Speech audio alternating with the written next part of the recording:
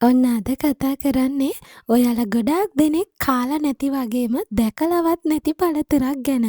බලමු මේ ගස්වල කොළ වලින් ඔයාලා මේ පළතුරු පැලේ අඳුන ගන්නවද කියලා. වැලේ හැදෙන මිදි කාලා තිබුණට කාලා තියෙනවද ඔයාලා මීට කලින් ගස්වල හැදෙන මිදි? අද වීඩියෝ එක ගස් මිදි හෙවත් ජබටිකාබා ගැන. මොනවද මේ ගස් මිදි කියලා කියන්නේ? ගහේ කඳ පුරාවටම අතු පුරාවටම මිදි ගෙඩි හැදෙන ගස් වර්ගයක් තියෙනවා ජබටිකාබා කියලා.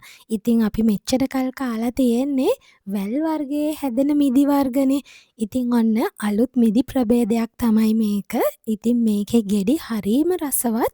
සාමාන්‍ය ලොකු මිදි වලට වඩා ප්‍රමාණයෙන් ගෙඩිය කුඩා වුණත් රසේ නම් කිසිම වෙනසක් නැහැ. ඉතින් මේ ජබටිකාබා කියන්නේ ටිකක් දුර්ලභ පළතුරු වර්ගයක්. ඒ වගේම හරීම රසවත්, ඒ වගේම හරීම ගුණයි. ශුෂ්ක කලාපවල හරිම පහසුවෙන් වගා කරන්න පුළුවන්.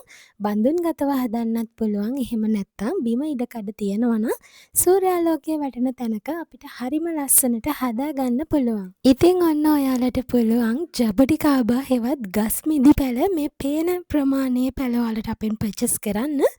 අපේ WhatsApp numbers දෙකෙන් එකකට ඔයාගේ සම්පූර්ණ නම, ලිපිනය, දුරකථන අංක දෙකක් සමග ඔයාගේ order එක WhatsApp කරන්න.